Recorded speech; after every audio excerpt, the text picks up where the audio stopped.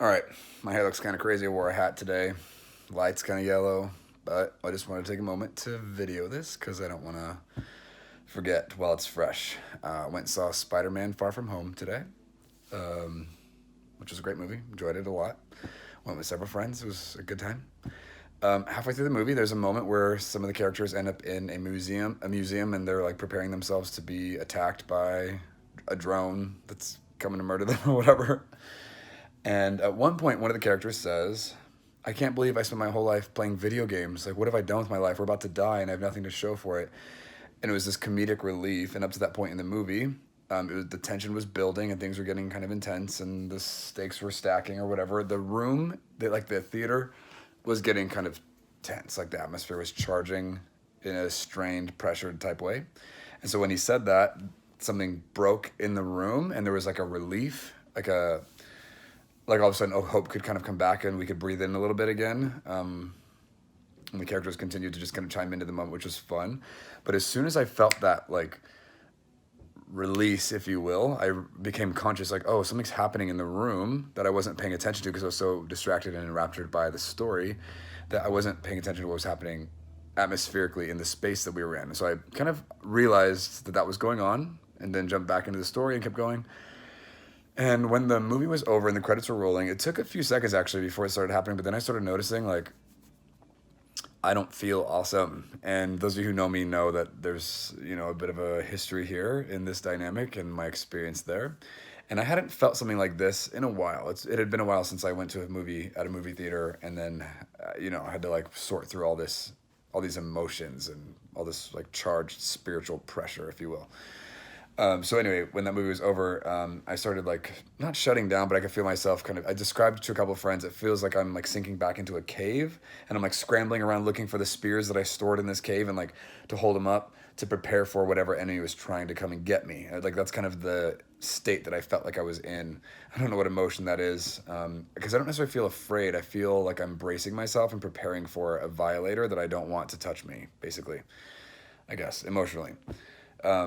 And so that was kind of where I ended up going. And a buddy next to me was like kind of playfully jabbing at me and wanting to celebrate and chat about the movie or whatever. I was like, dude, not right now. Hang on, I'm not there yet. And he ignored me and persisted. And I was like, no, dude, I'm not in that space. Like this is not.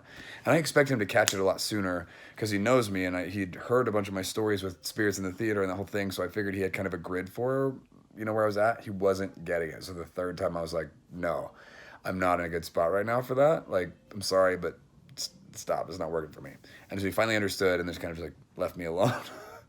I wasn't mad, I didn't snap at him, it wasn't a negative experience, but it took a while for him to get the message that I just wasn't in a playful, chimey mood. Chime in, chatty mood. Anyway. So I just kind of was aware of what was happening to me, that I just wasn't in a good place emotionally. I didn't feel like I was gone, I just was very guarded. So I chatted with a couple people as we were walking out, and then on the drive away, I was with my roommate, and he and I were talking, and it was actually a really helpful conversation. He was just describing his perspective and awareness of me in that context, and just, he knows that I have such a value for life and the way that I guard or posture myself toward other people. I have, like, to me, life is sacred, and that's true. Like, I just have such a regard for other people, and just really valuing those exchanges, especially people that are in my life and that I care about. And so I'm submitted to them in a certain way and postured in a certain way that I'm like, that I adhere to, I guess. And so with that state, the way that I meet stuff, and my value for story, he knows that when I go to a movie theater, I like kind of let my guard down, if you will. I open my spirit to experience the story and let it, do its thing. And when that happens, I'm more susceptible to the other stuff going on in the room. And he noticed that, like, when I'm with friends at our house or something, and we're watching a movie and it's people I know, that doesn't happen to me. But when I'm in a public space like a movie theater with people I don't know and don't have a relationship with, and that stuff comes up, it hits me in a different way. And so I'm not as like capable of responding to that in a productive and not healthy, it's the wrong word.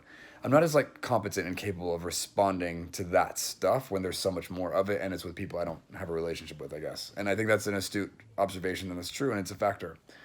Anyway, all that to say, went to a volleyball with some friends to play, and it was just pretty fresh after the movie theater experience, and I just hadn't recovered yet. I wasn't like debilitated. I wasn't incapable of participating, but I just definitely wasn't fully myself. And a couple of my friends noticed, and they're like, "Okay, what's going on?" And I was like, movie, whatever. And at some point, one of them was like, "Do you want to go on a walk? Like, we can finish setting up the net. You just want to go take a walk?" I was like, "That's probably a good idea." So I went for a walk, and ended up by myself in the woods, away from everyone, as I do, and just allowed myself to like open up the consideration box in my heart and just like look at what was pressing on me. What was I feeling? What did I walk away from the theater with? What was like heavy and not fun for me? And so as I stopped to pay attention, and the reason I wanted to make this video was I wanted to jump in because I hadn't experienced this in a while. And with the subject of discerning of spirits and paying attention to that stuff and tracking it and whatever, I've gotten very logical and practical and, observing patterns and finding tools in language and concepts to help people navigate and understand and articulate these dynamics. And so a lot of that was very logical for me, and this experience was not logical. And so it was kind of refreshing in a twisted way to like remember and get brought back to what it's like to be in that place and realize that tools and logic aren't always the most helpful. They're helpful at some point and they come into play for sure, but there were other things going on that I didn't, like logic and reason couldn't connect to right away. So I couldn't start there. So I had to let myself just like confess the emotions that my body was holding on to. Like, what did I touch? And I hadn't said yes to any of it. I was like resisting it, but I could feel it like pressing, I guess, And so some of the things that I pulled out of that was there was this weird like fatherlessness thing coming up, which was obviously demonstrated in the film. There was a father figure type relationship going on that was pronounced and consistent and beautiful, actually. And then that character ends up, spoiler alert, the character ends up being not that and like betrays another character, and things get messy and painful, and there is actually never a resolve there. And the kid just ends up being devastated by this, and not devastated, hurt by this, and doesn't get healed, doesn't get restored, doesn't get redeemed in that area. It's just painful, and he just kind of resolves to push past it, and there's not a ton of like closure or like healing in it. And so that's fine. I was actually fine seeing it. It was painful and like, oh, it sucks, but like I was fine personally. But after the movie, one of the feelings I was picking up strongly in that space was this fatherlessness thing, this betrayal thing, this lack of closure, this lack of covering. It was like an orphan, abandoned, I'm not chosen, I'm betrayed, I'm left behind, I'm not fought for, I'm not pursued. That this like longing and sadness. I was like, this is heavy and sad, and it felt just like hopeless, like, oh, this will never change. Of course I'm abandoned, and it'll always be this way, and I just have to find a way to like live in this space, which isn't good. And not true, but that was the feeling. Another one was a strong like disappointment. It was like these hopes had been like touched and looked at and then totally shattered. It was kind of the feeling. I'm like, this is so strong. Why do I feel like this? But it was just such a poignant disappointment, and it was like heavy and like sad. There was like a real grieving to it. And then this one was probably the most surprising to me. It felt like the most out of left field, but there was this disconnection thing that I was feeling. It was like I felt separate from everyone. I felt like I wanted to be connected and wanted to be known and be like understood in this place, and I couldn't have it. Like people couldn't know me here. They couldn't connect to me. There was no bridge that existed anywhere that we could actually have that place together. I felt isolated and trapped in that place, and it felt hopeless, and like I was always going to be this way, and it sucked, and it was sad and like scary and frustrating. There was like this long, oh yeah, there's another feeling here I didn't really identify earlier, but basically like it felt like I was going to be trapped in this state, and I'd been in this state for a long time, and there was no resolve, there was no relief or like hope for this to be different. And I'd been doing this for a long time already. It was kind of the feeling. I personally don't feel that way. I don't identify with that in my own personal life, but that was the feeling of this experience. I'd done this a long time. I'm jaded. Like, this isn't going to change, and I'm exhausted for how much I've tried already, and it's always going to be this way. I don't get to connect with other people. I'm just stuck. I'm an isolated island walking through life in a solitary experience, and I might have moments with people, but by and large, like, I'm alone, was the feeling. It was awful.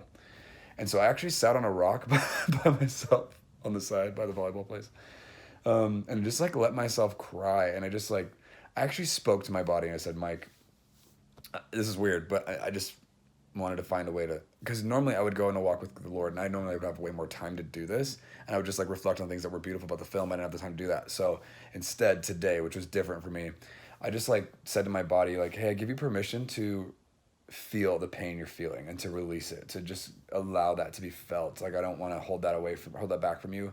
You have permission, go ahead and feel it.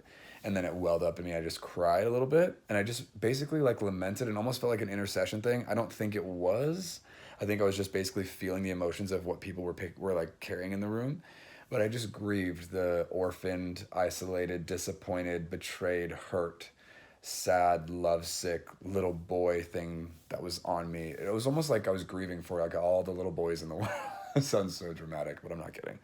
I feel like I was grieving for all the little boys in the world who didn't get to have a dad, who pursued them, who loved them, who championed them, who believed in them, who protected them, who fought for them, who and they longed for it. They had this deep awareness and like desire for that, whether they were taught it or not, and they didn't get it. And so it was like a disappointing, sad, grieving state, if you will.